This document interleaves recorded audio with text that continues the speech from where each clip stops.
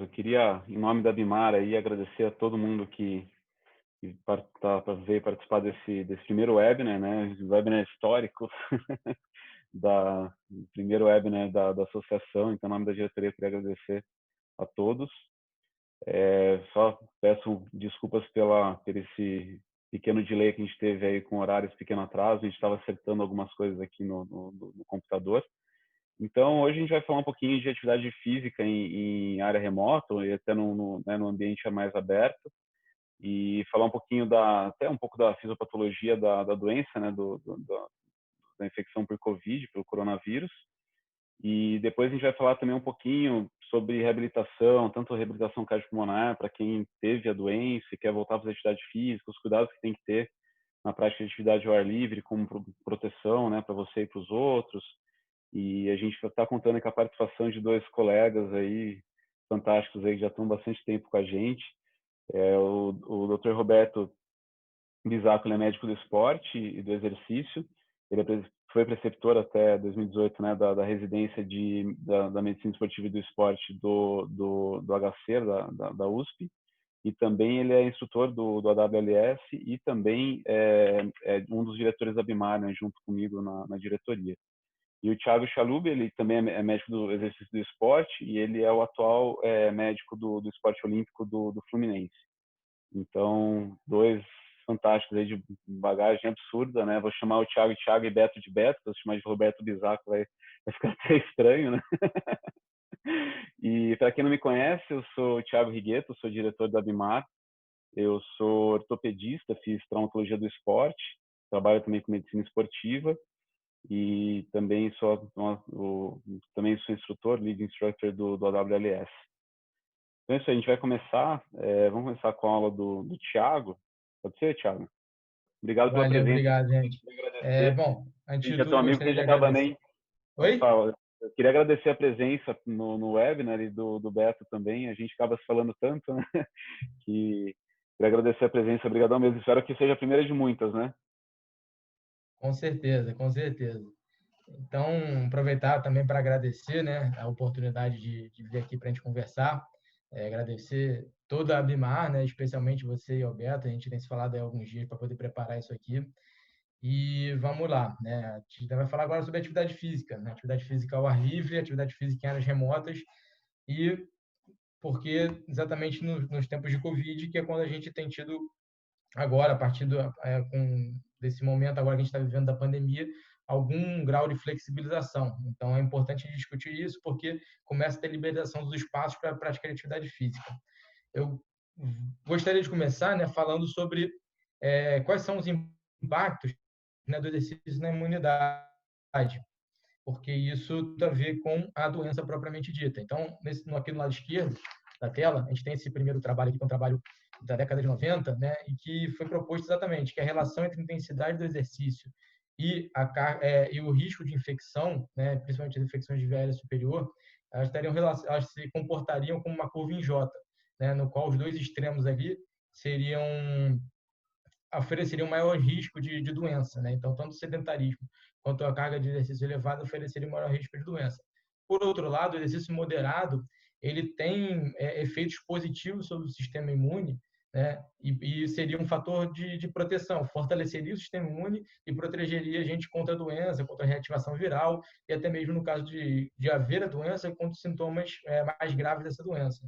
E isso, vários outros trabalhos demonstraram esse benefício, não só da atividade física, não só sobre o sistema imunológico, mas também sobre vários sistemas, né, do organismo, o sistema cardiovascular, sistema pulmonar, né, sistema musculoesquelético, também bastante.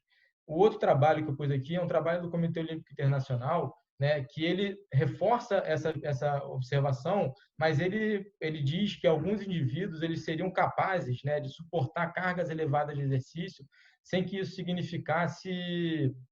significasse um risco maior, um prejuízo para o sistema imunológico. E aí a curva, que é uma curva em J, se comportaria como uma curva em S, né? Na prática, a gente observa, a gente enxerga que a relação, né, entre exercício e imunidade, ela não é uma relação, na verdade, a imunidade não depende somente da atividade física, somente da carga de intensidade da atividade física, né? Vários outros fatores, como nutrição, sono, o estresse psicológico, o estresse ambiental, entra frio, calor, altitude, profundidade, o consumo de algumas substâncias como álcool, o tabagismo, todos esses fatores são capazes de influenciar a imunidade, e, né, tanto positivamente quanto negativamente. E no contexto de pandemia, isso se torna muito importante porque a imunidade é nosso sistema de defesa do organismo contra a doença, né? E esse trabalho que fala sobre os fatores de risco, né, relacionados a hábitos de vida não saudáveis, né, e o risco relativo, né, por conta desses hábitos de vida para a hospitalização pelo Covid. E aqui destacado em vermelho, que a gente pode observar que conforme você vai somando hábitos de vida não saudáveis, você vai tendo um aumento maior do risco relativo, né, um aumento do risco relativo de você ser internado quando você é acometido pela doença, né. Gostaria de destacar, ele fala no trabalho sobre tabagismo, sobre consumo de álcool, mas eu gostaria de destacar principalmente a atividade física, e aqui a gente observa que nenhuma atividade física, né, você tem um risco maior comparado com atividade física insuficiente e a suficiente como padrão, e a composição corporal, né, conforme você vai atingindo níveis de sobrepeso, obesidade, a gente vê que esse fator, esse risco relativo, ele vai aumentando. Então tá, é legal, é importante fazer atividade física num momento de pandemia, né? É importante fazer atividade física num momento de pandemia, mas ao mesmo tempo a gente tem vários dos espaços, parques, nas cidades e fora das cidades, ambientes de lazer em regiões, né, voltadas para isso, fechados, simplesmente para evitar situações como essa da praia de Copacabana de aglomeração. Então, para evitar a aglomeração de pessoas e que as pessoas estejam circulando, esses espaços foram fechados. A partir de agora, eles vão começar a ser reabertos aos poucos, né? E quando a gente fala de atividade física ao ar livre, acho que faltou um slide aqui. Mas por que esses espaços estão fechados, né? Exatamente porque existem potenciais riscos envolvidos, né? Então, a aglomeração de pessoas, como a gente está vendo, o fato das pessoas estarem circulando também coloca elas em risco. Se elas ficam em casa, elas têm um risco pequeno. Se elas ficam em casa e vão no mercado, elas têm um risco maior. Se além disso elas ficam em casa, vão no mercado, vão no banco, vão e fazem atividade física ao ar livre, esse risco de potencial contato com pessoas doentes, com superfícies contaminadas, aumenta cada vez mais. E fora isso, os meios que ela usa para se deslocar, né? Pensando nas cidades, óbvio que a gente está aqui debatendo as áreas remotas, mas pensando nas cidades, se você tiver que usar o transporte público, você tem um potencial, um risco cada vez maior de poder, porque tem várias pessoas confinadas dentro daquele transporte, entendeu? Então, quando a gente pensa em atividade física, as principais atividades físicas que são praticadas ao ar livre, elas são caminhada, a corrida e o ciclismo, né? Mas a gente sabe que existem várias outras atividades que podem ser praticadas, né, tanto nas cidades, mas principalmente fora das cidades, fora do perímetro urbano, que seriam as trilhas, né, o voo livre, o surf, a escalada, o mergulho, são dessas várias outras atividades e elas vão ser cada vez mais praticadas a partir do momento que a gente vai tendo flexibilização dessas permissões para poder circular. Tá? Era isso que eu queria ter falado, o slide está trocado a posição. Desculpa, pessoal. Tá? E o que a Organização Mundial de Saúde fala em relação a isso? Entendeu? Fala sobre a possibilidade de se exercitar durante um momento de pandemia. Bom, a primeira coisa que eles colocam é que você tem que seguir a determinação das autoridades da sua região, do seu local de onde você mora. Né? E saber se é permitido nesse local praticar atividade física ao ar livre ou não. Se você está num sistema de lockdown na sua cidade ou na localidade onde você pretende praticar atividade física, não vai ser possível, né? Porque não é permitido. Se existe algum tipo de restrição, você frequentar determinado espaço, você não vai poder. Mas a partir do momento em que isso é permitido, a gente já viu que é benéfico. Né? E o que eles reforçam é exatamente você manter um distanciamento físico das pessoas. Né? E também higienizar suas mãos. A gente sabe que a higienização das mãos, principalmente com água e sabão, mas também pode ser feito com álcool em gel, ela é um dos principais mecanismos de evitar transmissão de doenças, não só o Covid, não só o coronavírus, né? Como vários outros tipos de micro-organismos também. Tá? Aqui no Brasil, a Sociedade Brasileira de Medicina do Exercício e do Esporte, ela vem desde o início da pandemia, ela vem publicando informes e notas, tentando esclarecer algumas dúvidas, né, nesse formato de perguntas e respostas. Então, aqui, quando ela pergunta se é permitido ou não realizar atividade física ao ar livre, ela vai de encontro com o que a OMS fala. que é que você precisa seguir a determinação legal, né, daquilo que as autoridades na localidade estabelecem e como é que vai ser o funcionamento disso aí. Agora, mais uma vez, se isso for permitido, os efeitos benéficos são claros. É para ser feito de forma isolada, né, para evitar aglomeração e contatos próximos. Respeitar uma distância segura entre as pessoas é importante.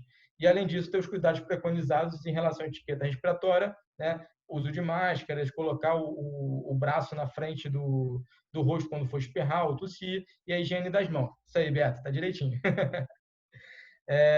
E em relação ao uso de máscaras, ela também fala o seguinte, que você tem que observar se é permitido sair à rua de máscara.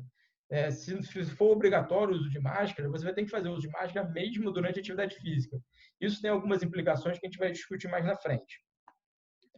Esse foi um trabalho que ficou bastante conhecido, né? É um grupo belga-holandês em que eles testaram o seguinte, eles queriam observar como é que era o rastro, colocaram algumas pessoas em uma câmera de vento, eles queriam observar como é que era o rastro, né, das gotículas respiratórias conforme as pessoas faziam algum tipo de atividade física, como é que seria a dispersão dessas gotículas, né? E aí botaram para executar algumas atividades, como caminhada, corrida e ciclismo, e tentaram observar como é que era isso. E aí eles sugeriram essas distâncias de 5 metros para caminhada, de 10 metros para corrida, de 20 metros para o ciclismo. É um estudo que tem algumas limitações, porque ele, por exemplo, não levou em consideração a presença do vento, a direção ou a velocidade.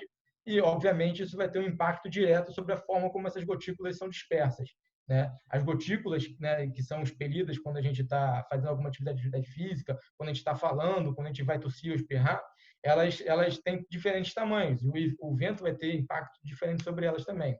Além disso, é um trabalho que não teve a sua metodologia, né, aprovada por nenhum tipo de comitê científico, né? Então faz difícil com que a interpretação desse trabalho e levar a experiência desse trabalho também para a nossa realidade. E por último, né, um outro fator limitante do trabalho é que essas distâncias que ele colocou, na verdade, os exercícios que foram praticados, eles foram praticados em uma só velocidade. Então, a caminhada aqui, ele falou, a caminhada foi de 4 km por hora, enquanto a corrida, por exemplo, foi de 14,4 km por hora. Durante um exercício, é muito difícil você manter uma atividade constante o tempo inteiro. Então, ao mesmo tempo, a gente tem que observar, sabe, tentar, né, a gente vai entender que velocidades diferentes vão ter impactos diferentes sobre isso aqui. Esse é um outro trabalho em que reforça essas distâncias, né, de que seja respeitadas essas distâncias seguras, né, e além disso ele fala para que você evite permanecer logo atrás de outra pessoa quando estiver praticando algum tipo de atividade física. Exatamente porque esse espaço logo atrás da pessoa é o espaço mais provável para onde haja a dispersão dessas partículas. E ao tentar se manter ao lado dela, né, você tentar manter uma distância de pelo menos 1,5 metro, né? Como a gente falou, algumas localidades vão exigir o uso de máscara na rua, né? E se for exigido, se for obrigatório, isso vai precisar ser feito mesmo durante a prática de atividade física. Algumas pessoas elas podem ter uma dificuldade maior para se adaptar ao uso dessa máscara, né? A máscara por si só, ela não é impeditiva para a prática de atividade física. A gente tem visto até aí, né, o Thiago pode até comentar sobre isso depois também, que a gente está discutindo hoje mais cedo, tem surgido várias máscaras com a intenção de serem mais propícias ao exercício físico, né? Máscaras que facilitariam a respiração, facilitariam a evaporação do suor e tudo mais durante o exercício físico, né? Mas algumas pessoas, e isso é uma questão muito individual, podem sentir uma dificuldade maior do que outras, tá?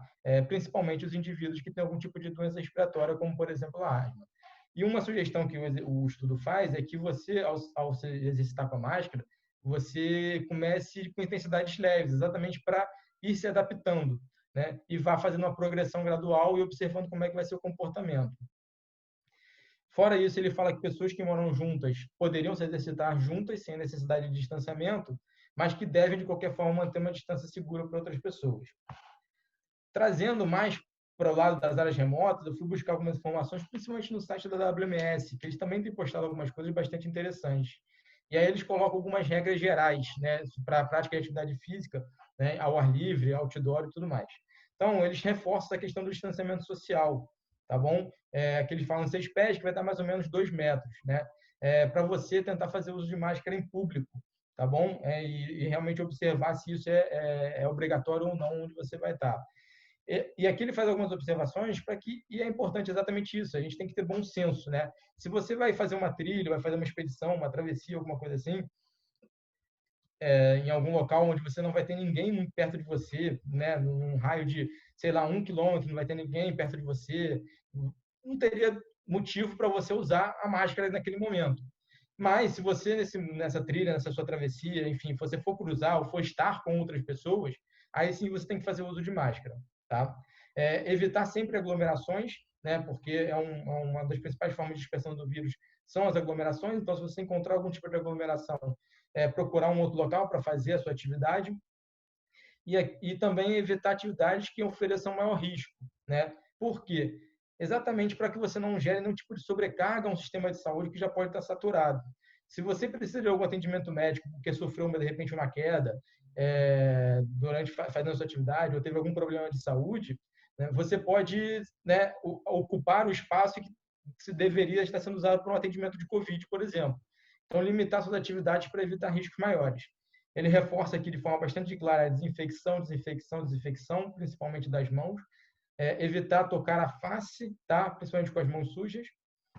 E, numa outra publicação deles, também eles dão algumas orientações aqui voltadas, né, direcionadas para serviços de guias, mas que a gente pode extrapolar também para a nossa realidade. Ele começa falando exatamente das determinações das autoridades locais, quais são essas determinações e o que tem que ser levado em consideração. Ele fala que é importante você que está indo para a atividade física considerar qual o impacto que essa atividade física vai ter sobre o local onde você vai praticar, né? Quais são os recursos de saúde dessa localidade, né? E como é que está a situação em relação à doença, né? Será que nesse local a curva da doença e a curva de óbitos ela está ascendente ainda ou ela já está numa fase descendente? Né? E, além disso, qual seria a capacidade de transportar, né? Caso você precise ser evacuado, qual seria a capacidade de transporte dessa localidade? Isso também é importante ser visto, né? Em relação a operações de busca e resgate, né? Essas operações elas já envolvem vários tipos de risco. E exatamente, e no contexto de pandemia, no contexto do Covid, se a pessoa que for ser resgatada, se ela de repente tiver com Covid, ela oferece risco aos resgatistas, né?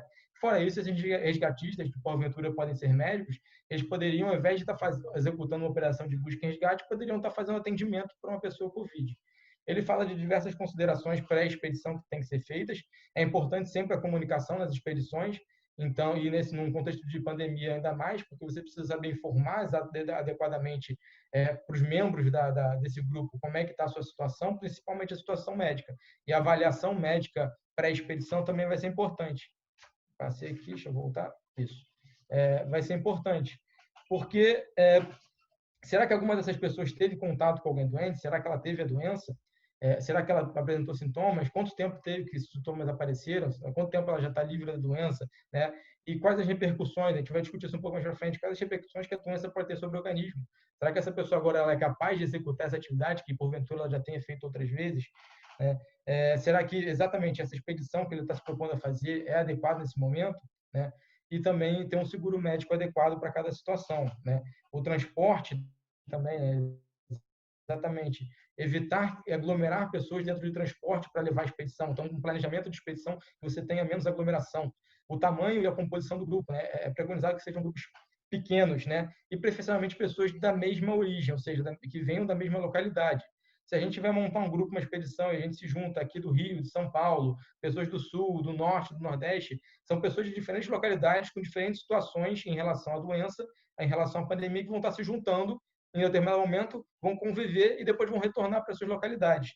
E isso pode ser um fator de transmissão, um facilitador para a transmissão da doença. Né? Então, ter grupos menores e também de localidades, da mesma localidade, se possível.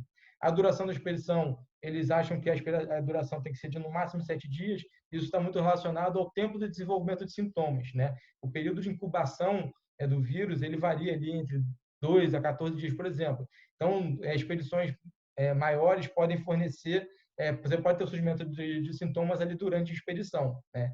Em relação à água e alimentos, nenhum tratamento específico, na verdade, nenhum método fora, diferente para tratamento de água, né? Você pode usar os métodos convencionais que a gente está habituado a usar, mas em relação aos alimentos, eles falam que tem que ser feita uma higienização desses alimentos, tem que ter um maior cuidado com essa higienização, né? E se possível, preferencialmente que cada um leve o seu próprio alimento e somente consuma o seu próprio alimento e ter muita atenção, principalmente para compartilhamento dos itens, né, que são utilizados para alimentação, né? Falando em itens, também a acomodação entra aí por causa, né, das barracas, por exemplo, e pessoas que provavelmente que convivem juntas, que moram juntas, não teriam problema em dividir alguma acomodação, mas sempre que possível evitar que essas pessoas dividam a acomodação, né, que pessoas que não moram juntas dividam a acomodação. E isso pode fazer com que você tenha que levar mais, por exemplo, mais barracas. Isso aumenta a quantidade de equipamento que você leva, isso aumenta o peso que você vai ter que carregar. E isso a gente sabe que impacta muito uma expedição dessas. A utilização e a higiene dos equipamentos que você vai usar também durante a sua expedição são muito importantes, porque é preconizado que você tenha uma higienização frequente desses equipamentos e também que você evite o compartilhamento desses equipamentos. Então, isso mais uma vez impacta. Talvez você tenha que levar mais equipamentos para que seja menos compartilhado. E o pós-expedição, a gente volta na questão da comunicação. A comunicação é muito importante. Se algum membro dessa expedição ela apresentou sintomas no pós-expedição, é importante que comunique para os outros membros para que isso possa ser essa informação possa circular. Dentro do site da WMS também tem vários folders desse tipo que eu coloquei, né? E eu coloquei esse especificamente porque eu achei bastante interessante, porque ele chama atenção para o bom senso que a gente tem que ter, né? A gente falou muito sobre ouvir as determinações legais das autoridades de cada localidade, tá bom? Mas, além disso, a gente tem que saber, enquanto indivíduo, enquanto membro da sociedade, tem que saber qual a nossa responsabilidade, né? Qual o impacto que a nossa atitude vai ter naquela localidade, na sociedade que a gente vive. Então, isso levanta muita questão do bom senso, para a gente saber se a gente vai estar mesmo que tenha algum tipo de permissão, se a gente vai estar oferecendo algum tipo de risco, se colocando em risco ou oferecendo algum tipo de risco a outras pessoas. Isso é bastante importante. Então, aqui ele fala sobre questões que ajudariam você a decidir fazer atividade física recreacional ou não, entendeu? Então, aqui é basicamente o que a gente já falou, mas além daquilo que as autoridades colocam, a gente também tem que saber, tem que observar o que acontece ao nosso redor. Então, é importante observar como é que está a curva dos casos, como é que está a curva dos óbitos, como é que está a saturação do sistema de saúde, principalmente dos leitos de CTI, como é que é a estrutura do sistema de saúde naquela localidade. Se for uma estrutura mais precária, isso a gente pode estar, né, um sistema de saúde mais restrito em alguma localidade, de repente poucos atendimentos já saturam ele totalmente. Então, a gente levar isso em consideração é bastante importante.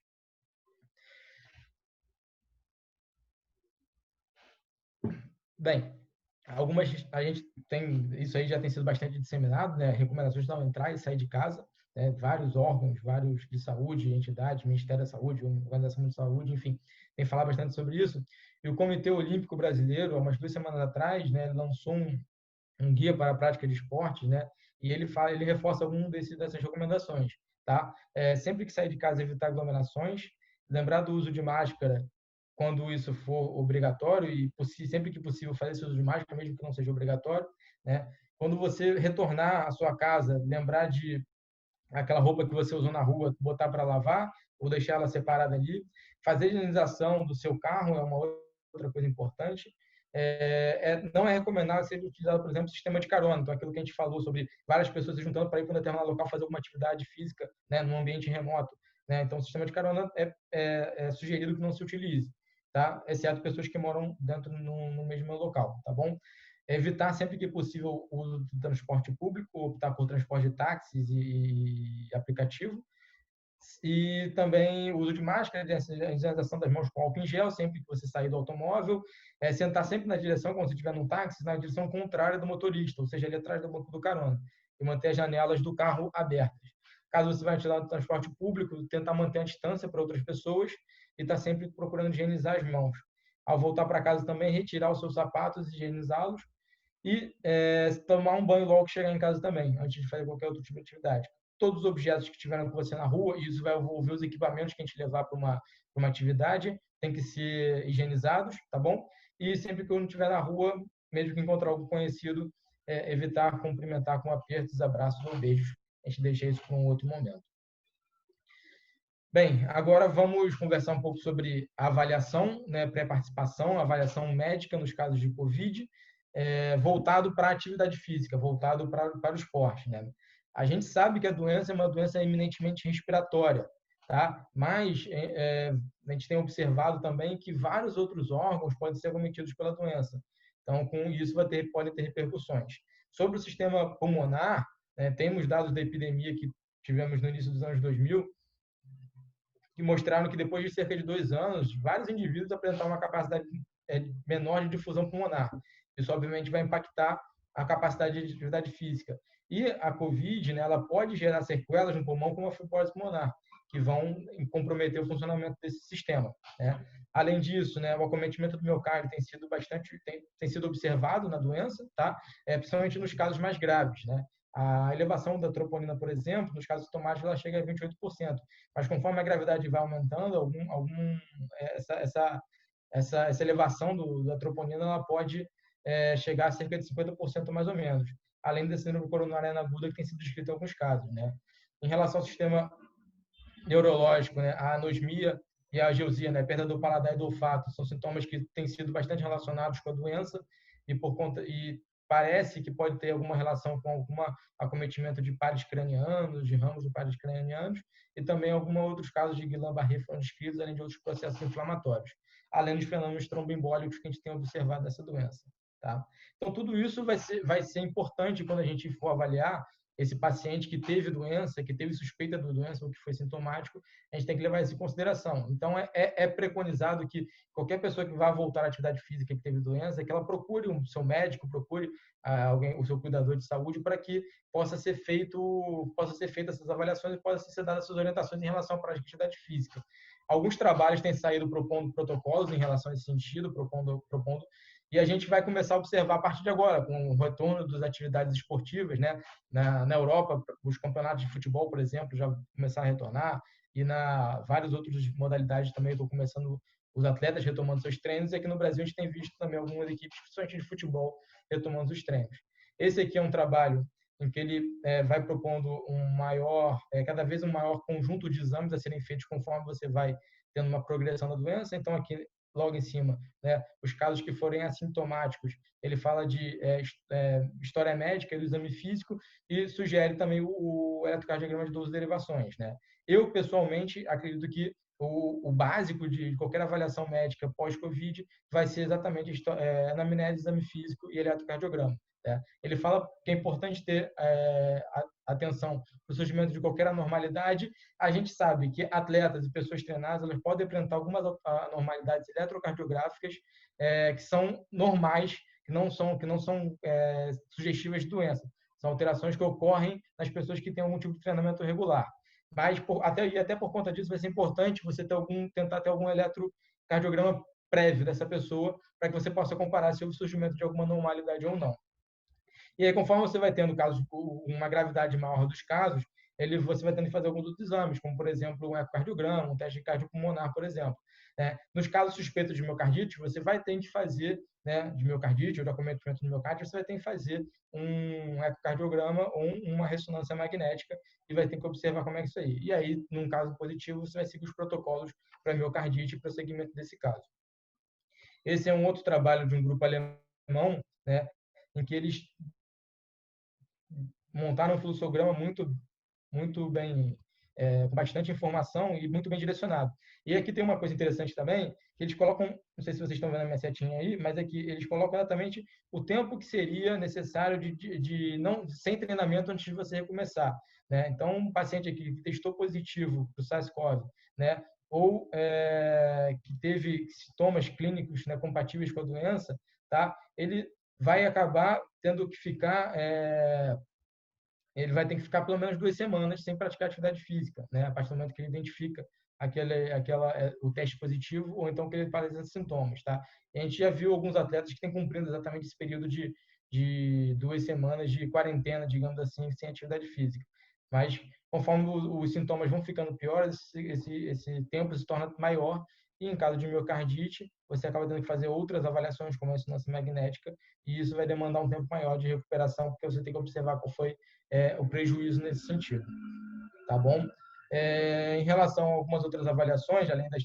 Bom, ele cita aqui a história do exame físico e, né, alerta o que a gente precisa prestar atenção, né? Então, os sintomas da doença, tá bom? Mas não só se teve os sintomas, mas se apresenta esses sintomas durante a prática de atividade física. Então, se tem alguma sensação de aperto no peito, começa a apresentar tosse a partir da atividade física, ou começa a ter uma falta de ar que não era comum naquela atividade física, são sintomas que vão chamar a atenção da gente. E também o exame físico, né? Em relação à avaliação laboratorial, ele sugere um exame laboratorial básico, com um hemograma, com proteína C reativa, transaminases, ACK, a creatinina, uma análise, um AS ou a urina 1, tá bom? E você poderia expandir isso aqui para outras questões. Tem sido muito debatido o uso da troponina, até mesmo nos casos suspeitos de miocardite, porque alguns cardiologistas têm entendido que os pacientes vão chegar para a gente no momento posterior, né? E que provavelmente a curva da troponina já vai estar mais descendente, ou já não vai ter detecção dessa substância. Então, eles têm discutido muito se vale a pena pedir a troponina ou não, dependendo de cada caso. Obviamente, se for um caso agudo, você vai acabar pedindo. Esse trabalho aqui, tá? Ele avaliou, né, como é que foi o comportamento, basicamente, de alguns atletas sul-africanos durante essa pandemia, tá bom? Então, ele fala aqui que mesmo os atletas que mantiveram treinamento durante a pandemia apresentaram maior comportamento sedentário. Então, assim, mesmo que eles estivessem treinando, né, e da forma que eles conseguissem treinar, o restante das atividades do dia a dia tiveram aumento do comportamento sedentário, tá? A maioria dos atletas realizou o treino de forma não supervisionada, tá? Então, não tinha ninguém supervisionando, acompanhando o treino, prescrevendo o treino, dando orientação sobre o treino. E a maior parte desses atletas teve que fazer uma redução da sua capacidade de treino, tá? Treinando intensidade moderada de 30 a 60 minutos por dia. Muitos atletas apresentaram alteração do sono, e isso eu tenho observado muito em relação aos atletas do Fluminense, por exemplo. A gente tem feito conversas com eles semanalmente, com os grupos de cada modalidade, então cada semana é uma modalidade diferente. Então, a gente tem visto que muitos têm reclamado do sono, né? Então, alguns trocando o dia pela noite, principalmente os mais novos, tá? E tem também um aumento da sensação de fadiga. Fora os aspectos psicológicos da Covid, que a gente sabe que tem sido muito difícil para todo mundo. Então, ansiedade, estresse, depressão e perda de motivação tem sido muito observado. E a mudança na rotina alimentar e também na qualidade dos alimentos. Até mesmo a questão de essa ansiedade e tudo mais, ela pode gerar uma compulsão alimentar. E isso vai ter consequência na composição corporal. Bem, eu falei isso para lembrar que o exame, a avaliação médica, ela tem um objetivo claro de identificar fatores de risco, né, para a prática de atividade física, mas enquanto médico do esporte, a gente tem que observar outros fatores relacionados à saúde do atleta, né? A saúde, ela é a base para que o atleta possa performar, para que o atleta possa ter um desempenho físico, o desempenho esportivo que ele espera. Então, a gente tem que ter várias atenções, né, em relação a questões relacionadas à saúde, em relação ao sono, em relação ao estresse emocional que esse atleta possa estar vivenciando. Alguns atletas têm muita dificuldade de lidar com a pressão pelos resultados, né? Lá no Fluminense a gente tem uma psicóloga que acompanha eles, faz um trabalho excepcional, né? A alimentação, obviamente a composição corporal, né? Percentual de massa magra, percentual de massa gorda, vai influenciar muito esse desempenho. E isso vai ser bastante observado, né? A gente tem observado que muitos atletas têm tido uma diminuição do volume muscular, e isso vai acarretar também diminuição de força e potência muscular, e a gente tem que ter atenção para isso no retorno das atividades, tá? Bem, chegamos ao final da aula. Eu queria deixar essas mensagens finais, que são basicamente o resumo de tudo que a gente conversou. Então, para poder praticar atividade física ao ar livre, para poder praticar atividade física em áreas remotas, é importante verificar quais são as recomendações naquela localidade. Será que o parque onde você quer ir, de repente acampar, por exemplo, está aberto para essa tipo de atividade, né? Se você tiver tido diagnóstico de Covid, mesmo que você não tenha sido internado, é importante conversar com o seu médico, ter uma consulta com o seu médico para saber quais são os cuidados que você precisa fazer e que exame, de repente, você precisa realizar. Ao reiniciar os treinos, acho que o Beto vai falar mais sobre isso também, é importante sempre fazer um retorno gradual, né? A gente sofreu um destreinamento nesse momento agora.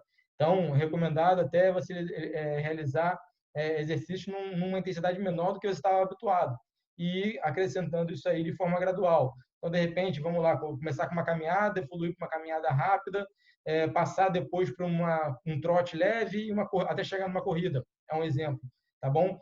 Procurar se deslocar o mínimo possível para se exercitar, né? Se a gente for botar no contexto das cidades, procurar sempre os espaços perto da sua moradia, os arredores da sua moradia.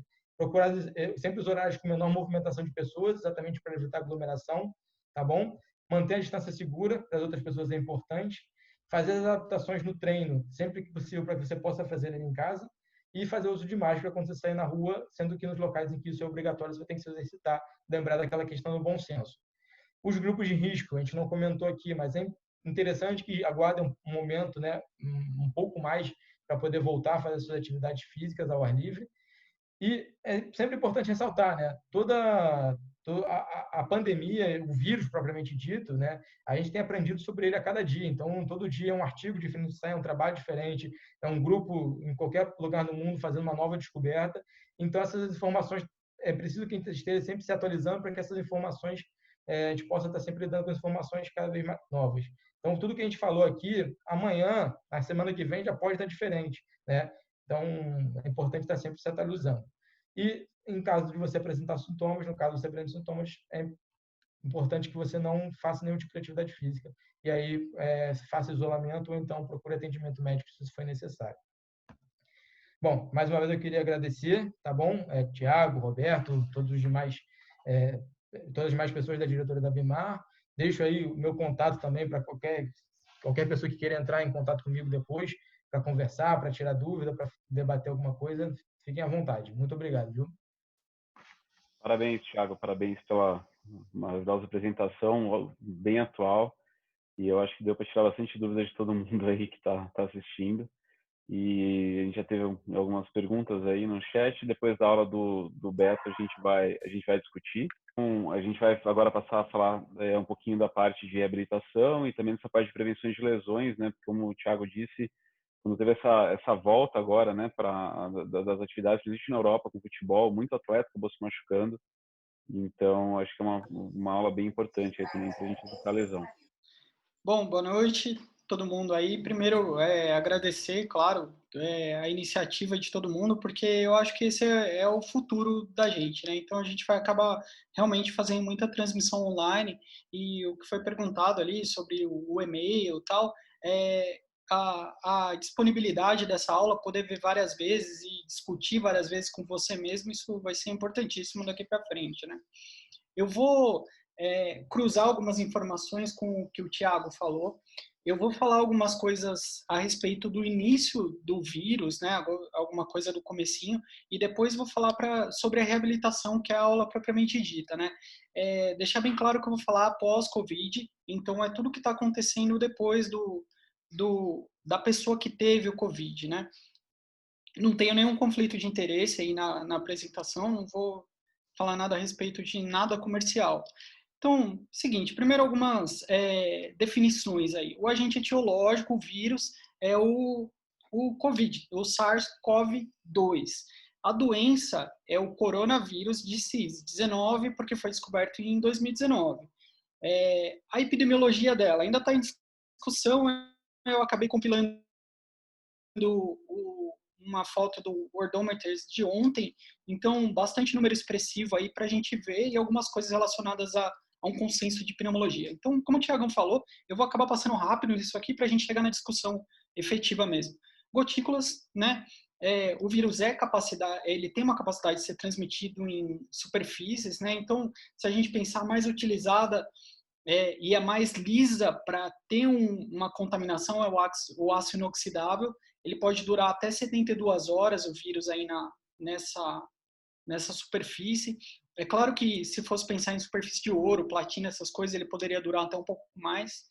Ele é mais transmissível em locais com umidade alta. Então, na unidade do estudo, do consenso internacional aí, fala em 10 gramas por metro quadrado, é diferente da nossa unidade de umidade relativa, mas é exatamente isso que a gente pensa. Quanto mais umidade, mais a gente vai ter contaminação do vírus justamente por causa das gotículas. As distâncias que o Tiagão falou, então, pelo menos 2 metros, se você estiver caminhando, e mais metros, aquele modelo foi muito discutido, né? O modelo é holandês, não é alemão, pelo amor de Deus, belga, ele é belgo-holandês. E pelo menos 1 hora de contato, essa 1 hora de contato está sendo mais discutida. 2 dias do primeiros sintomas você já transmite. E uma coisa importante, a última frase lá embaixo. O vírus pode se manter viável por semanas em água contaminada. Então, isso vai ser importante para a gente lá na área remota, né? Se você teve um animal ou uma pessoa que por algum motivo contaminou aquela água está contaminada, você pode pegar o Covid daquela água contaminada. Não quer dizer que o vírus tem transmissão oral fecal. Não, absolutamente não. É respiratória, mas é importante a gente saber que a gente pode se contaminar ali. Agora, a gente está cunhando vários termos aí, né? E um dos termos é a grande epidemia, a epidemia de 2020, 2019. Um que eu gostei, que eles publicaram na Nature esse mês mesmo, falando a respeito da tríade do Covid-19, que é uma tríade a respeito de imunidade, inflamação e a intervenção que vai ser feita, né? O que acontece? Eu vou explicar rapidamente o mecanismo dele, né? O vírus aparece aqui, então, não sei se vocês estão vendo minha setinha, ele acaba ligando no receptor de enzima conversora de angiotensina 2, entra na célula e a partir daí ele começa a se replicar. Ele é um vírus de RNA, ele começa a apresentar algum grau de reação fora da célula, né? Ele matura dentro da célula e depois ele vai sair. Esse é o ciclo completo dele. O problema é o que ele faz, né? Ele acaba liberando interleucinas, ele acaba recrutando células e isso tem um feedback positivo aqui. Estudo da Nature também agora de junho. Então, o fato dele recrutar várias células implica exatamente nisso aqui, ó. Um edema intersticial, um infiltrado excessivo de monócitos, macrófagos, células T para toda uma defesa inicial contra o vírus. E depois a gente acaba tendo uma tempestade de citocinas, edema pulmonar, pneumonia, e depois a resolução, né? Você acaba tendo uma resolução do vírus, seja para um mau desfecho ou para um bom desfecho. O ponto é que o mecanismo acabou sendo elucidado e ele está dentro disso daí que eu estou comentando. Ele é dividido em 3 fases. Então, esse é do consenso internacional, a gente acabou dividindo na fase precoce, na fase pulmonar e na fase inflamatória. E eu sempre falo isso a respeito dos esportes em geral, né? Toda vez que a gente usa algum tipo de divisão, a gente tem que entender que a divisão ela pode ser um espectro. Ela não necessariamente, aliás, quase nunca em modelos biológicos, ela é bem dividida, né? A fase precoce tem alguns sintomas gerais, que eu vou falar um pouco depois, a fase pulmonar e a fase inflamatória. Algumas pessoas estão discutindo que a fase inflamatória tem o recrutamento liderado pela interleucina 6, mas, na verdade, são todas aquelas citocinas que a gente viu lá. Incubação de 4 a 14 dias e, como o Tiagão falou, de 2 a 14 dias. Cada dia a gente está vendo um estudo novo a respeito aí. Esse aqui é um mecanismo macro. Então, por exemplo, essa revista, muito bem conceituada, com fator de impacto razoável até, publicou uma figura a respeito do impacto macro do vírus, né? E a gente está... Esse artigo é muito muito interessante mesmo a respeito do que acontece em termos macro, menos celulares, um pouco maior, menos micro, né? Vamos dizer assim. E por que eu falei tudo isso? Para a gente chegar aqui. O vírus ele acaba sendo replicado, né? E ele passa por um platô, um pico, e depois ele vai caindo. Ele começa a cair na medida em que a gente começa a produzir anticorpo. IgM, IgG, IgA tem aqui também, e depois a gente não sabe o que acontece aqui.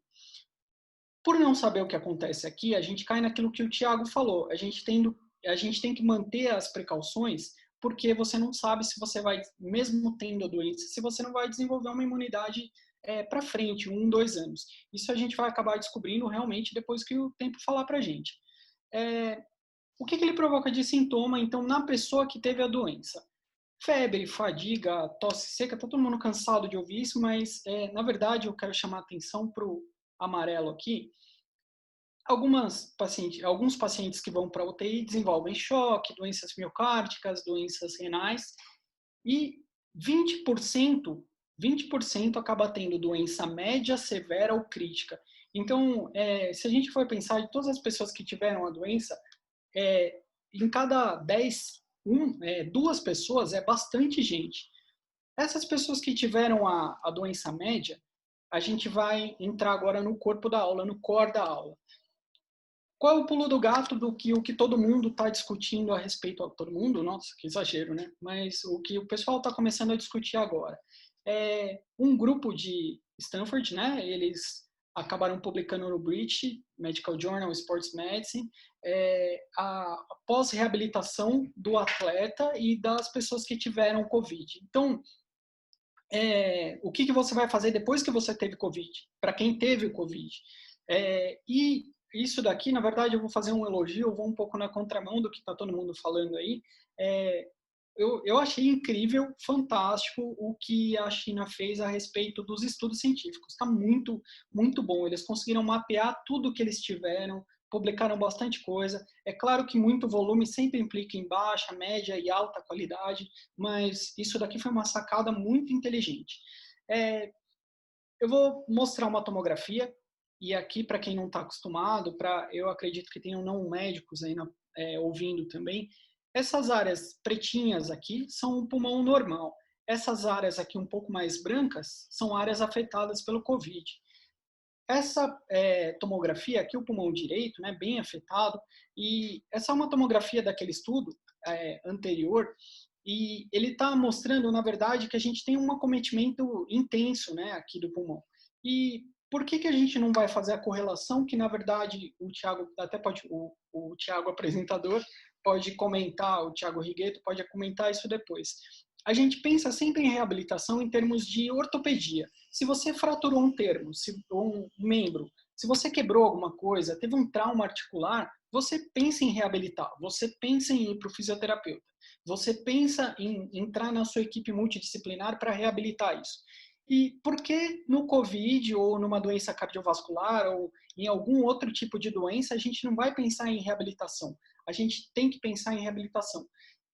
O organismo que foi afetado por uma doença, independente de qual seja ela, e nesse momento a gente está falando do COVID, ele vai trazer algumas sequelas. Como o Thiago falou, pode ter algum grau de fibrose pulmonar aqui.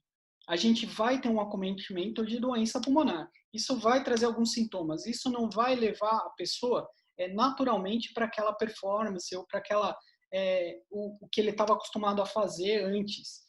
Então, a gente vai ter que reabilitar essa pessoa. E daí começou com essa discussão, eu não vou entrar em miúdos aqui nesse fluxograma, porque o Thiago já falou, mas é um artigo brilhante da Sociedade Esportiva Alemã, e eles acabam dissecando boa parte aí de como que a gente vai, quanto tempo que a gente vai voltar para o esporte. O Journal of American Medical Association, a parte de cardio, eles são divididos em áreas, né, de interesse, eles acabaram publicando um fluxograma parecido.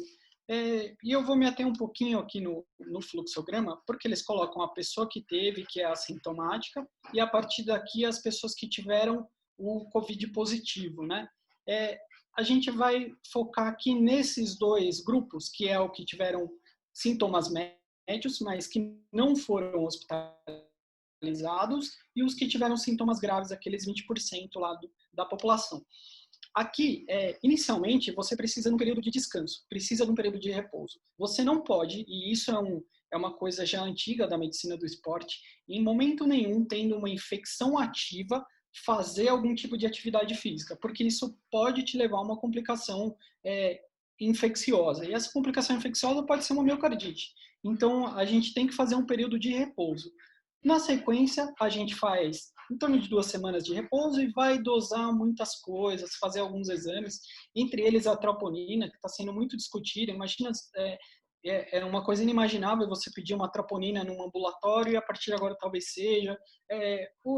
O ponto é que assim, isso aqui está um pouco obscuro ainda, né? Como que a gente vai fazer essa reabilitação do atleta, o que a gente vai pedir de pré-participação para ele depois que ele teve o COVID, né? Algumas coisas vão estar parecidas, mas outras coisas vão ser a mais. Por quê? Porque esse cara não é um paciente da população saudável, não é população geral. Então, a gente vai pedir mais algumas coisas. Na hora que a gente vê o paciente grave, a gente vai pedir mais coisas ainda, mais exames ainda. Fica um pouco difícil da gente aplicar aquelas pré-participações de questionários gerais. Só que a gente vai ter que entender e tratar esses pacientes de forma mais ampla. pensando sim na parte financeira, que a gente não pode simplesmente sair pedindo exame para todo mundo, uma penca de exames para todo mundo, até porque a gente vai ter os grandes clubes com um monte de gente, com atletas que tiveram Covid. E se você for pensar numa expedição de 10 pessoas, algumas pessoas, 100, vamos pensar em 100 pessoas, em torno de 5% ou a 15% em algumas epidemiologias acabam tendo a doença. Então, essas pessoas vão ter que ser reabilitadas, vão passar por uma pré-participação diferente.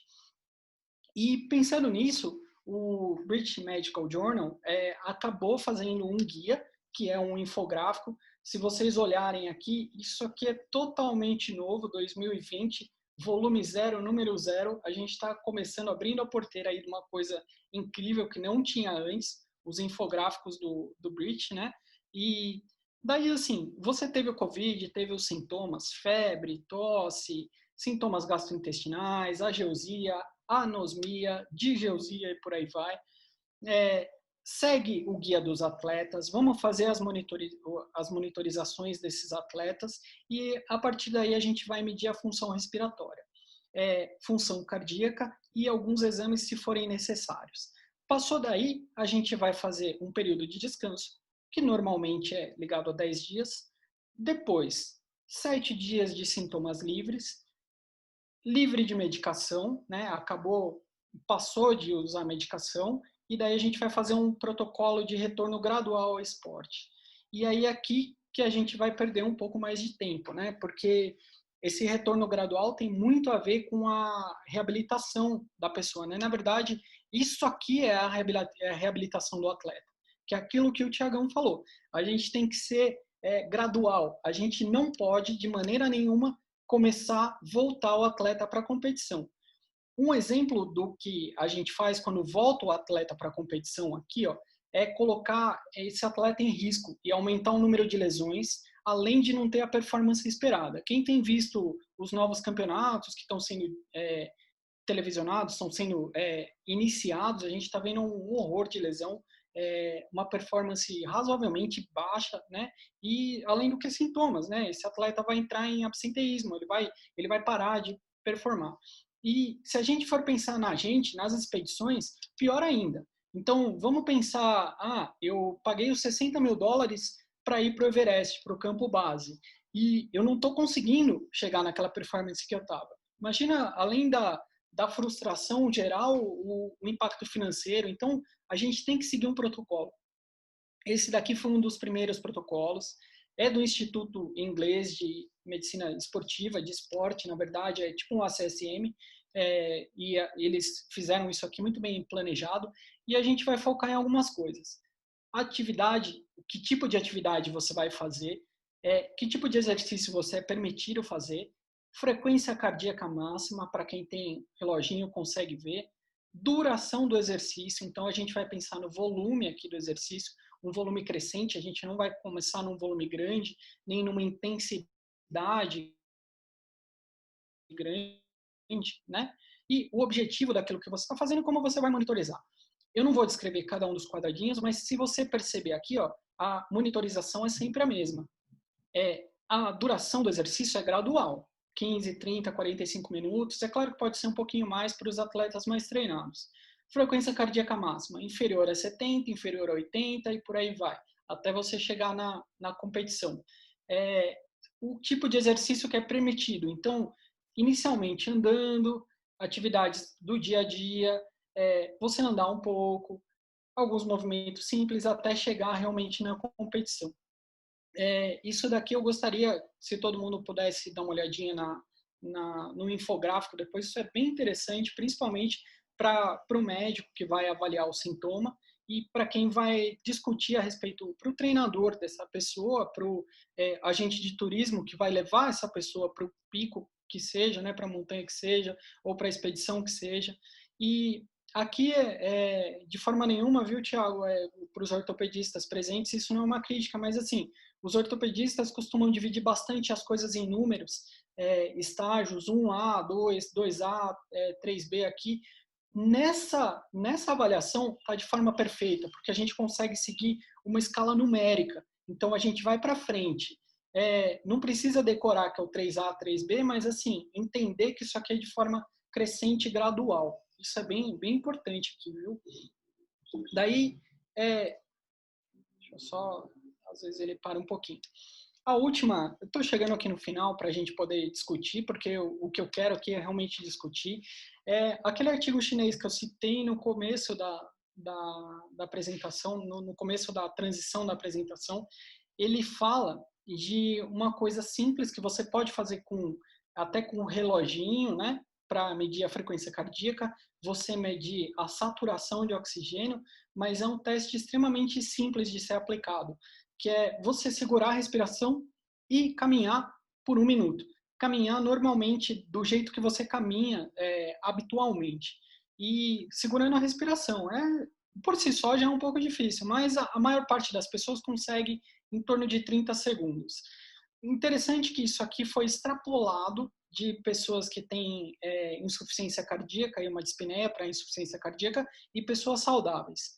Então, fazendo esse teste de 1 minuto, você vai acessar alguma coisa prática do paciente inicialmente para você saber em que fase da fase anterior do slide anterior, em que fase que você pode começar aqui. Porque tem algumas pessoas que até tiveram uma imagem grave, tiveram uma doença realmente significativa, talvez até ficaram internados por algum período, mas não estavam aqui. Elas não estavam nesse primeiro estágio, elas poderiam começar aqui. E a gente vai acessar isso dessa forma bem simples. Claro que não é consenso, isso é um estudo extrapolado, mas vamos lá. Se você não conseguiu segurar esse período, você tem alguma alteração da função pulmonar. Se você teve alteração da frequência cardíaca além do habitual, você tem alguma alteração de deficiência de oxigenação que você precisou aumentar a frequência cardíaca para poder mandar mais oxigênio para o seu músculo. Então, aqui está acontecendo alguma coisa. Vamos contar em pontos simples aqui. 1, 2, se você tem um reloginho, um oxímetro de pulso, que agora as pessoas estão até comprando, não recomendado de forma nenhuma, mas assim, as pessoas estão medindo, se você teve uma queda de saturação, você ganha outro ponto. E aqui a escala de Borg, que é uma escala de cansaço subjetivo, é o quanto você está se sentindo. Tem algumas pessoas que numeram de 0 até 10 e alguns outros estudos que numeram de 16 a 20. O importante é você ter uma graduação do cansaço que você está, da sua sensação subjetiva de esforço. E o segundo ponto é você fazer um agachamento simples, por 2 motivos. Que se você conseguir, você está fazendo mais um exercício, e o outro algumas pessoas, não sei se vocês estão vendo a seta, gostaria que sim, mas você tem uma perda de quantidade muscular. E essa perda de quantidade muscular ela impacta aqui, ó. Você ficou parado, você não treinou direito, como foi dito durante a quarentena, que seja, você não treinou porque você teve uma convalescência do vírus, então você tem uma perda muscular. Essa perda muscular vai impactar no seu exercício, na sua performance. Então, é uma coisa para ser avaliada aqui. E como, né? Agora realmente o que a gente vai entrar na discussão, a grande discussão aí que a gente vai começar, porque o vírus é uma doença nova, né? Então, a gente tem muito poucos pacientes, apesar do grande número de doentes, a gente tem muito poucos pacientes realmente que tiveram algum problema. Entre esses pacientes, perguntas, porque é isso que, na verdade, o que vai enriquecer tudo que a gente falou aqui. 2 pessoas falando tem um peso, e agora muitos aí, até experts na área, falando, vai ter outro peso, né? Vamos para a discussão aí, pessoal. Não, problemas técnicos, acabou a energia aqui em casa. Aí eu estava aqui desesperado nesse finalzinho, eu até preciso ver, tá gravando ainda a aula, mas talvez vai faltar um pedacinho da aula na gravação. Não, sem vi problema. até o slide aí, Beto, a aula foi ótima, parabéns pela aula também. A gente tem uma pergunta, vou ter que abrir o chat de novo aqui.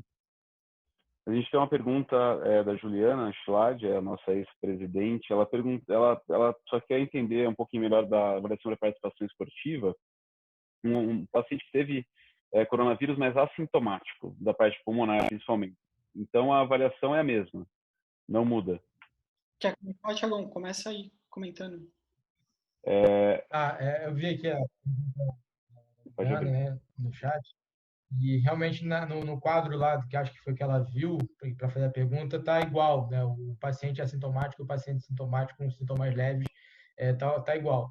Mas é como eu falei, o Beto reforçou, né? Eu apresentei 2 protocolos, o Beto apresentou mais um ou dois, e assim, ainda está um pouco obscuro isso, né? A gente está aprendendo conforme as coisas estão acontecendo. Então, conforme os pacientes, os atletas, principalmente, eles têm aparecido e a gente tem avaliado, é que a gente está aprendendo isso aí também. Isso é para a gente e é no mundo, entendeu? Obviamente, a gente espera que os pacientes assintomáticos eles apresentem menos sequelas. Mas a gente ainda não tem como ter certeza, e isso nenhum estudo mostrou ainda para a gente, se esses pacientes são totalmente livres dessas sequelas, se eles não vão ter nenhum tipo de risco eventual por conta da prática de atividade física. Então, assim, eu pessoalmente, né, e isso assim, é uma coisa que vai variar muito, a avaliação que você vai fazer vai variar muito dos recursos que você tem, né? Aqui no Brasil, fazer um eletrocardiograma é relativamente algo acessível, né? Mas é importante também saber interpretar esse eletrocardiograma, porque, como eu falei, tem alguns achados do eletrocardiograma que são normais dentro de uma pessoa que pratica atividade física. Mas será que qualquer achado anormal agora, nesse momento, pode significar algum problema e determina uma investigação complementar? A gente ainda não sabe também disso, entendeu? Então, assim, eu pessoalmente faria pelo menos um eletrocardiograma, além da análise exame físico. No Fluminense, onde eu trabalho, a gente tem lá, por exemplo, uma ergospirometria. Dá para fazer pelo menos um teste ergométrico nesse paciente. Já é uma vantagem que eu tenho, mas, por exemplo, em consultório eu teria que fazer de outra forma, por exemplo, entendeu? Então, assim, a gente espera que os pacientes assintomáticos eles tenham menos sequelas e possam retomar a atividade física de forma mais tranquila, sem tantos problemas. Agora, se isso é uma verdade ou não, a gente não tem como ter certeza, e por isso que a gente vai ter que avaliar eles.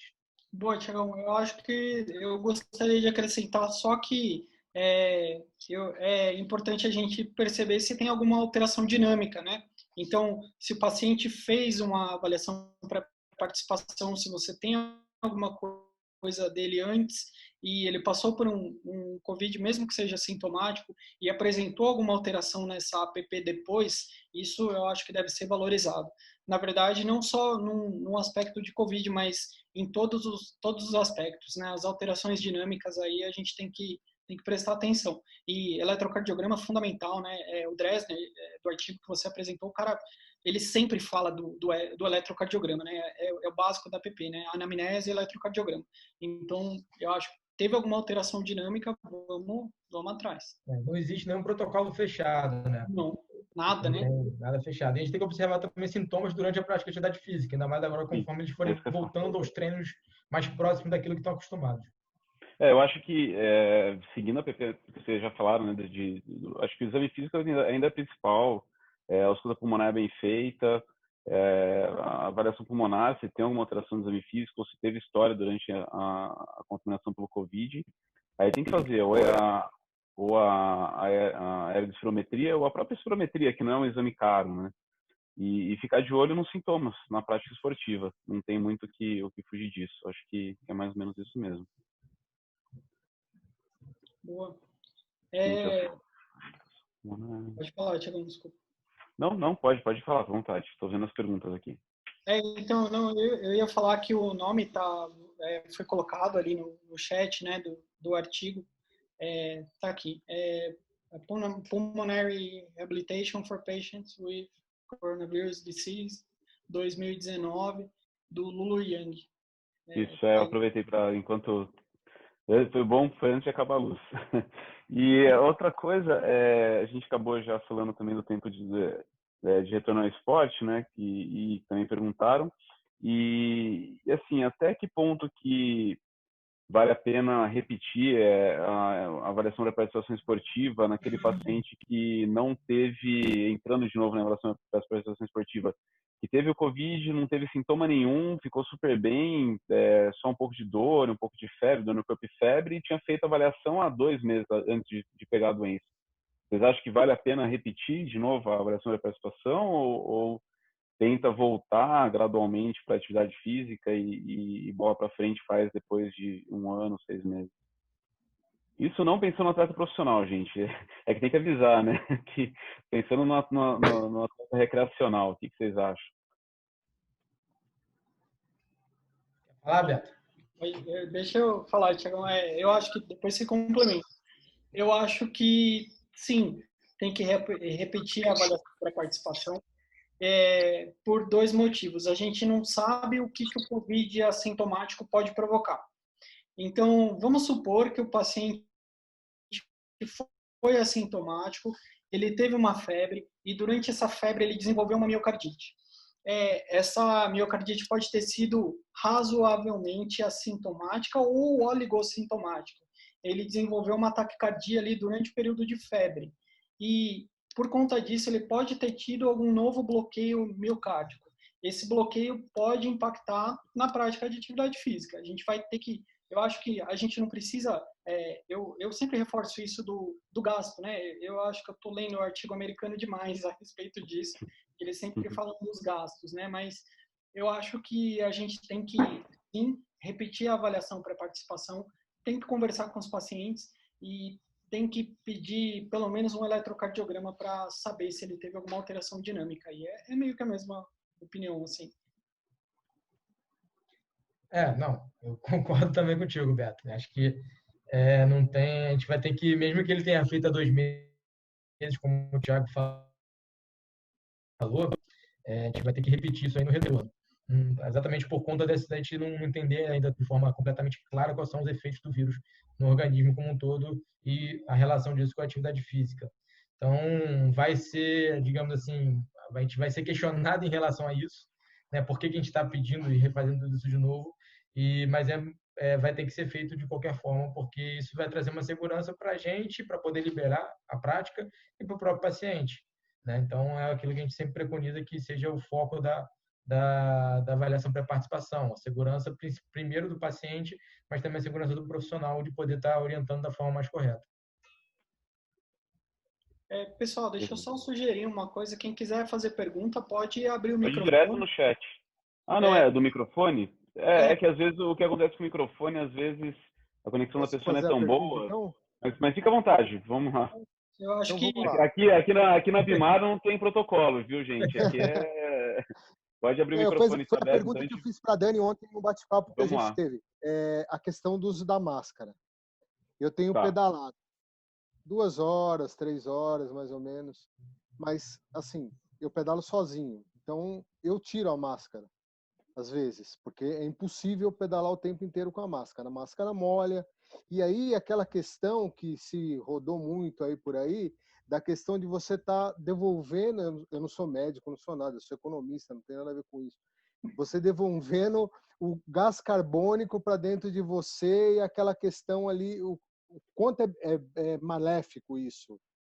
Eu não sei se foi fácil a interpretação da questão aí. O desconforto e a questão também que pode fazer mal para nós, né? Então, na verdade, mal não faz. Viu? Na verdade, você está aumentando um pouco do gás carbônico. O gás carbônico, na própria concentração que a gente tem ali, não é tóxico de forma nenhuma, viu? Ele faz muito mais mal para o aquecimento global do planeta do que o nosso próprio mesmo. A gente tem não só as pessoas saudáveis, mas mesmo os doentes, alguns doentes pulmonares crônicos têm um grau de perceber a quantidade desse gás carbônico de forma diferente. As pessoas saudáveis não. E as pessoas que tiveram uma doença pulmonar aguda também não têm. Elas percebem muito bem o gás carbônico. Isso você sim bloqueia a quantidade de ar, na verdade, não só o gás carbônico. Você bloqueia tudo que você inspirou e tudo que você expirou. Então entra nitrogênio, entra oxigênio. E nessa mistura toda, na verdade, o que acontece é você diminuir um pouquinho a quantidade de VO2. A sua performance diminui um pouquinho. Se a gente pensar de forma em área remota, por exemplo, numa área gelada, o conforto da máscara talvez se sobreponha a essa quantidade de gás carbônico que você está respirando. Então, o seu VO2 diminua, mas o conforto térmico talvez seja melhor. E depende da hora que você estiver pedalando, não sei em que lugar que você está pedalando, mas o conforto térmico talvez seja bom. Agora, o que vai acontecer é você ter uma queda no VO2, uma queda pequena. Não é nada significativo, não é nada que faça você desmaiar, por exemplo, perder o oxigênio, sabe? Não vai acontecer isso de forma nenhuma, isso é bem estabelecido. Agora, uma coisa interessante eu acho que é aquilo que o Thiago falou. A primeira vez que eu ouvi a respeito do como a gente vai pedalar agora daqui para frente, justamente foi do Dr. David Spielman, da Sobrasa. E ele comentou que se a gente cair, precisar de um atendimento aí de emergência, a gente pode estar tomando a vaga de alguém com Covid. Então, o cuidado, na verdade, tem que ser tem que ser um pouco diferente. A gente tem que pedalar um pouco menos, né? Então, pedalando um pouco menos rápido, um pouco menos volume de pedal, isso vai ter um impacto menor ainda. Então, pode ficar com a máscara. Viu que está distante de outras pessoas naquele modelo que o Thiagão apresentou, pode baixar um pouquinho a máscara, depois contato com o pessoal. Beto, Lúcia. Oi, gente, desculpa, sem vídeo porque meu estado hoje está péssimo, acabei de chegar do hospital. Mas assim, olha, o que eu enxergo dessa dificuldade da máscara, isso eu fiquei prestando atenção em mim mesma, não é nada científico não, tá? Uma coisa que assim, acho que é observacional mesmo, que é uma coisa que eu sempre advogo, que é o reforço de diafragma. Que depois que eu comecei a fazer apneia e mergulhar bastante, o reforço de diafragma, com aumento de capacidade ventilatória, melhorou muito. Então, eu não sinto. Eu malho na academia o tempo todo de máscara. E assim, como eu faço uma academia de personal, então é só eu e ele, tudo é higienizado, então é um por um, então é sossegado. Então, assim, o que eu percebo, na verdade, é que as pessoas elas têm um padrão respiratório ruim, no geral, com pouco trabalho diafragmático, e isso gera o desconforto da máscara, entendeu? Porque essa pequena quantidade de ar, vamos dizer, que você tem que fazer um pouquinho mais de força, vamos dizer que é um snorkelzinho, um snorkel curtinho, então, funciona como se você estivesse aumentando o espaço morto. Você tem que fazer um esforço maior para a coluna de ar entrar. Então, quem trabalha, e de novo, isso não é científico, é uma percepção absolutamente pessoal minha, mas o que eu percebo é que quanto mais a gente trabalha o diafragma, melhor fica. Então, fazer exercícios de fortalecimento específico de diafragma, você passa a não sentir mais esse desconforto da máscara, entendeu? Legal, muito bom. Exatamente, Lúcia. Boa dica. Mas você está dizendo, então, que isso pode aumentar a capacidade pulmonar ou nada a ver? Então, tem alguns atletas... Não, eu estou dizendo que você sente isso porque a sua capacidade diafragmática, o seu diafragma não é alongado e ele não é forte. E que daí você tem que fazer, para não sentir isso, você precisa fortalecer o seu diafragma e alongar ele. Na verdade, tem até alguns atletas que treinam com adaptação ao uso de máscara, né? Ela é muito individual. Desculpa, te cortei, Thiago. Eu ia falar pro Luciano que tem alguns atletas que treinam com umas máscaras que restringem até um pouco mais para simular um treino em altitude. Então, mas aí, enfim, é outro tipo de treino, até um pouco controverso, mas que dizem que melhora um pouquinho a função pulmonar, esse tipo de treino. Mas aí, enfim, é uma outra conversa, mas isso aí já é feito já há alguns anos, então não é uma coisa tão fora do comum. Depois até vou mostrar alguns tipos de proteção que podem ser usados durante a prática esportiva, mas eu queria ver agora também, obrigado pela dica também, né, e queria ver com o Thiago o que ele acha. Teve uma pergunta até no chat falando um pouco, a gente já comentou na aula, mas falando do uso de máscaras nas trilhas, né? Em parques nacionais, como Chapadas, e você pode comentar um pouquinho também, para voltar rapidinho. Não, em relação ao que o Luciano comentou aí anteriormente, né, o Beto já explicou toda a parte da troca gasosa, né, e é exatamente isso. A máscara é uma barreira mecânica, mas ela é uma barreira impermeável, né? Então, ela vai exigir da sua musculatura, como a Lúcia colocou, da sua musculatura ventilatória, um esforço maior. Algumas pessoas podem ter uma adaptação melhor à máscara ou não, né? Então, isso aí vai fazer com que algumas pessoas se sintam mais confortáveis fazendo uso de máscara, enquanto outras vão ter um pouco mais de dificuldade e vão ter um desconforto maior. Mas é uma questão também de adaptação, Luciano. Acho que uma coisa que você pode tentar fazer é tentar observar, né, quanto tempo e fazer uma progressão gradual, diminuir um pouco a duração, a intensidade da sua pedalada e com a máscara, e para ir treinando também a sua musculatura ventilatória, entendeu?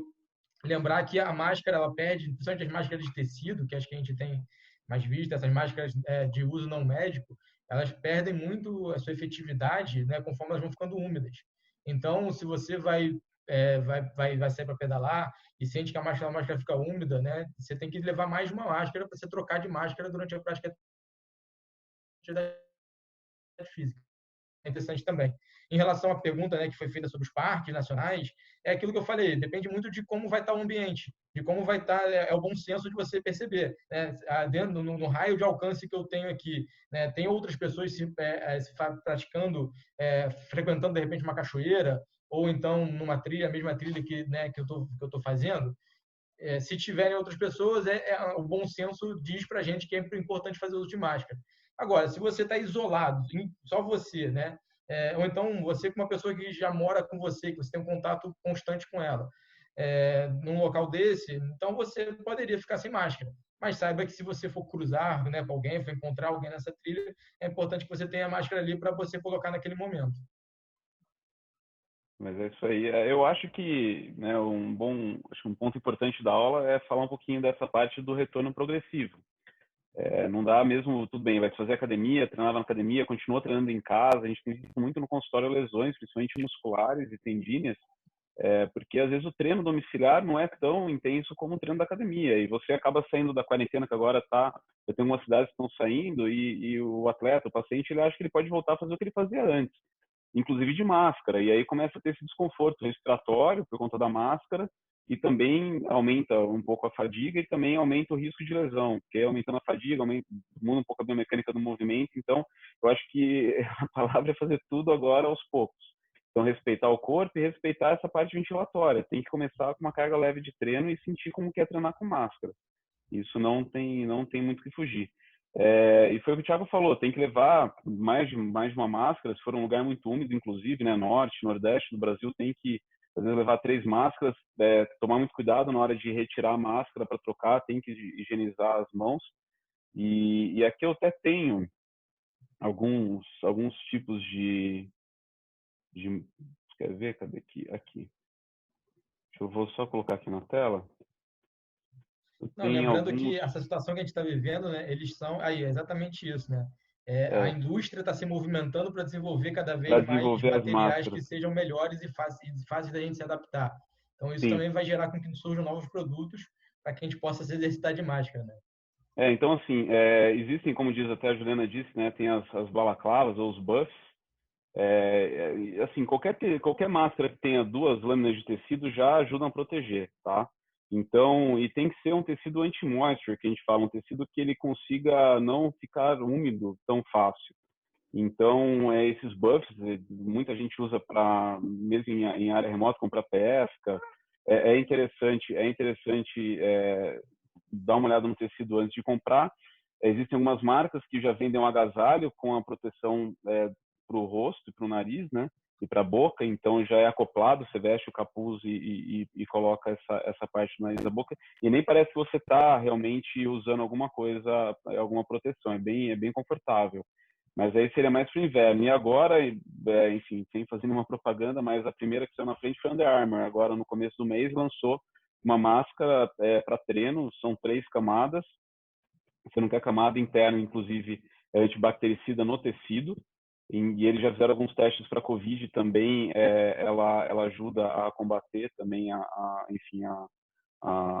o vírus, mas aí estão testando ainda um pouco mais para ver se essa proteção contra o vírus realmente é verdade ou se é alguma coisa do teste deles que deu positivo. Mas, assim, acho que os próximos 2, 3 meses vai sair muita coisa nova ainda em termos de equipamento, de proteção.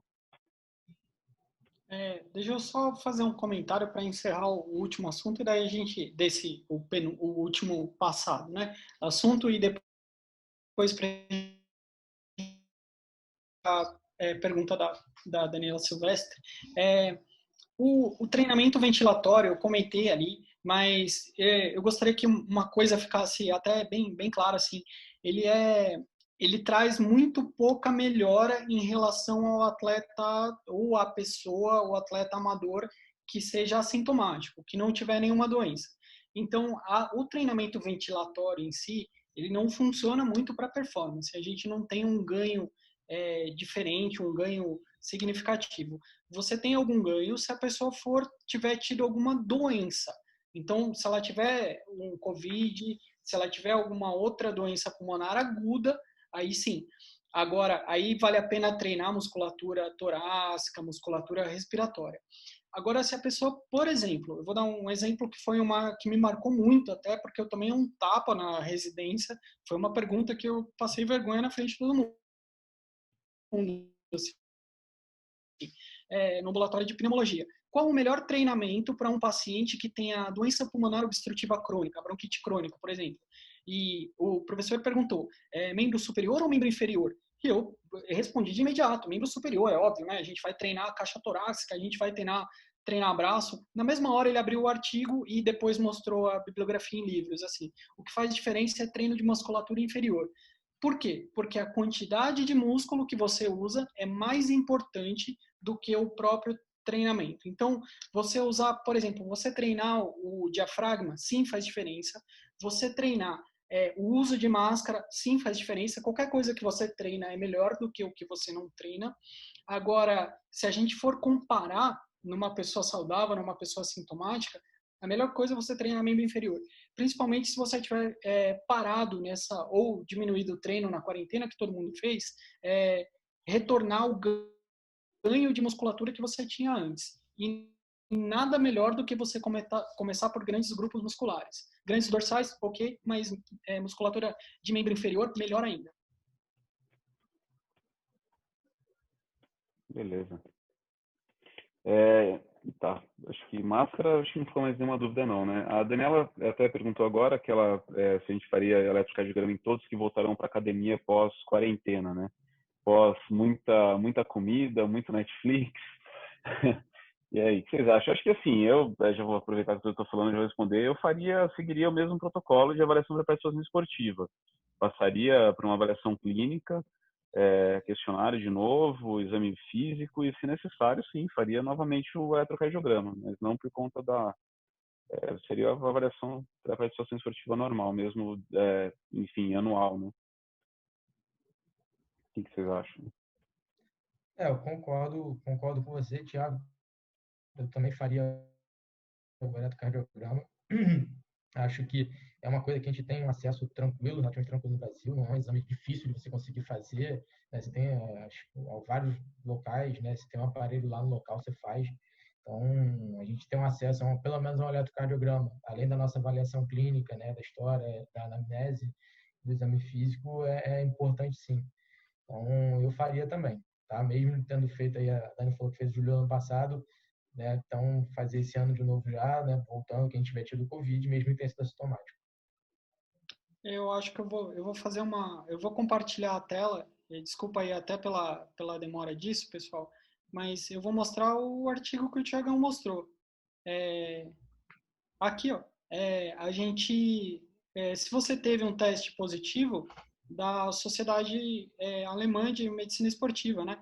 Teve um teste positivo, não teve sintomas, sem esporte, laboratório, ECG de repouso, e aí, se tiver tudo bem, atividade restrita. Então, o guideline mostra isso, né?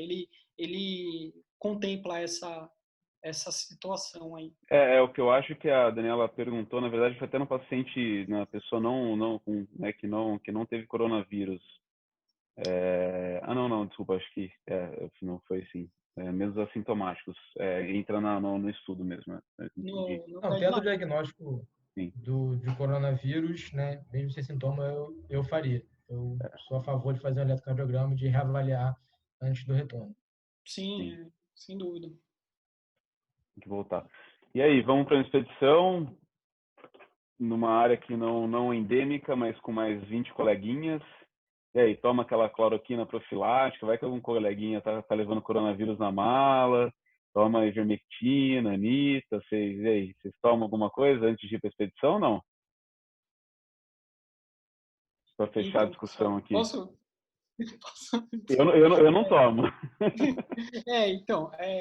Nossa, essa foi uma discussão, né? Eu acho que a gente chegou num ponto agora que a gente consegue dizer, né?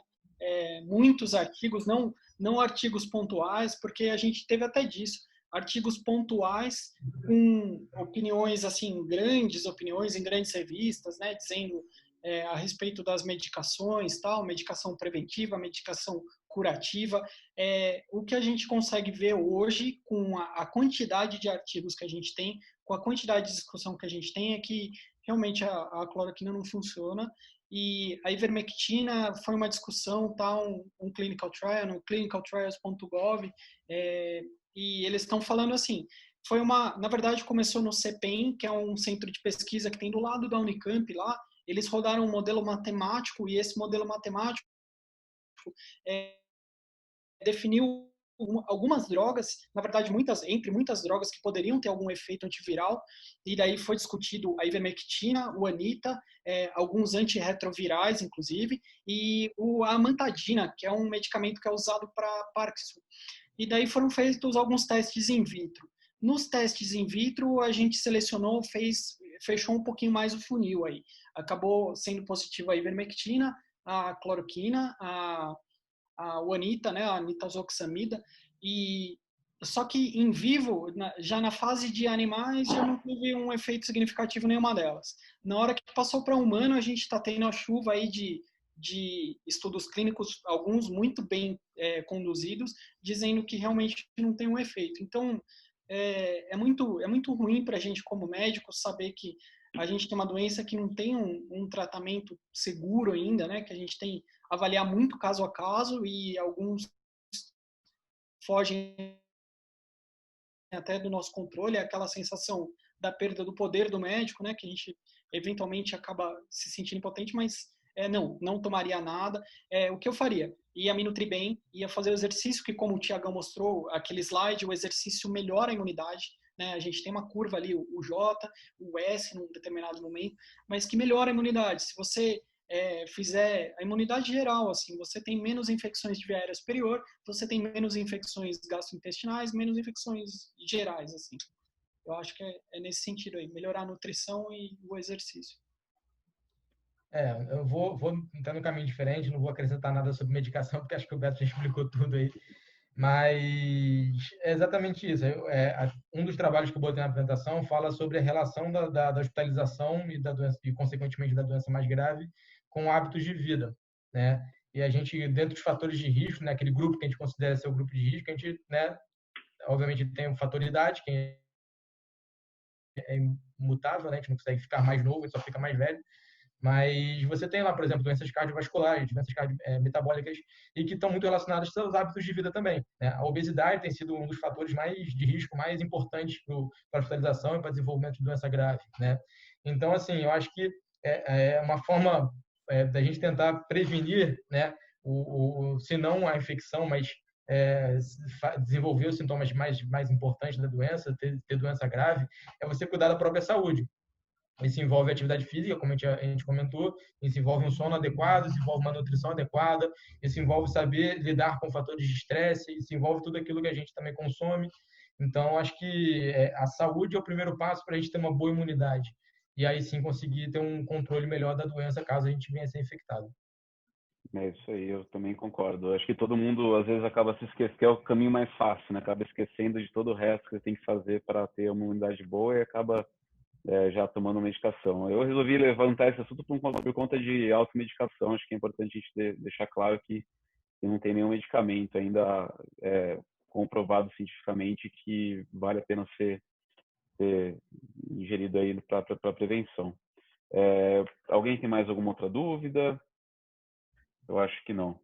Então, gostaria de agradecer a presença do Beto e do Thiago aí no primeiro webinar inaugural aí da BIMAR. Agradecer a todos que participaram também em nome da diretoria. Espero que esse seja O Ricardo quer perguntar, cara. Não sei se tem mais um? Thiago, uma pergunta. Boa noite. Parabéns aí. Eu sou professor de Educação Física, não sou médico, mas muito agradecido pelo convite da Daniela aí, que fez ontem para a gente, na palestra Manuel. Obrigado, Dani. Existe alguma conclusão em relação ao tipo sanguíneo e a Covid? Porque a gente vê algumas coisas na mídia em relação a tipo sanguíneo positivo. Então, Tem alguns estudos que saíram falando, né, do tipo O, que eles relacionaram os casos que foram um pouco mais leves e não tão graves ao tipo O, e o contrário no tipo A. Mas ainda são estudos iniciais, ainda não tão bem feitos na parte metodológica, mas eu, pelo menos, tenho feito uma enquete com os colegas e tenho batido um pouco. Mas eu acho que mesmo sendo o meu O, mesmo sendo um tipo O, não dá para você simplesmente abandonar toda a parte preventiva aí da doença, ainda mais que até agora não tem um tratamento tão eficaz. E eu acho que mesmo tendo esses estudos, eu acho que não dá para baixar a guarda, não. Eu li esse estudo, eu fui atrás disso para saber a respeito do tipo sanguíneo, e na verdade é uma correlação não tão estreita, assim, não tão forte. As correlações a respeito de hipertensão, de diabetes, elas não estão bem claras, assim. A correlação maior é a respeito da senescência mesmo, porque na hora que você coloca a senescência, você diz a senescência imunológica, a senescência cardiovascular, a senescência pulmonar. Então, é todo um grupo um conjunto de fatores que influencia aí na doença. Agora, em relação ao grupo sanguíneo mesmo, que esse estudo que fizeram tem um N baixo, bem baixo, se não me engano, 20 pessoas do grupo do menor, 22, acho, se não me engano. E eram 22 pessoas. 22 pessoas, né? É muito pouco, então acaba até sugerindo, né? As hipóteses, elas surgem assim, mas por enquanto nada a respeito. Falou, não baixa a guarda, não. A gente está procurando, né? Está procurando tentar achar quais os perfis que estão mais relacionados à doença grave. Então, a gente vai tentando ver todos os fatores que podem estar relacionados, né? Mas realmente não tem nenhuma conclusão nesse sentido. Tem alguns indícios, mas sem nenhuma conclusão aí, como o Thiago e o Beto falaram, né? E a gente tem que manter os cuidados ainda, não tem jeito. Obrigado, pessoal. Beleza. Tem alguma? Vamos ver se tem mais alguém. Só checar aqui se não ficou nenhuma pergunta a ser respondida. Acho que não, acho que acabou. Só passar para vocês também, esse webinar vai ficar no nosso canal do YouTube, tá? Eu vou subir esse webinar entre hoje e amanhã, e vai ficar então por mais ou menos uns 7 dias, uma semana. Depois vai ficar para os associados no nosso site na área restrita. E de novo, queria agradecer a participação de todo mundo. Espero vê-los em breve no nosso próximo webinar no mês que vem. A gente vai lançar o tema em algumas semanas. E é isso, gente. Boa noite. Obrigado pela participação e pela hora estendida. A gente pretendia 1h30 de webinar, mas passou um pouquinho.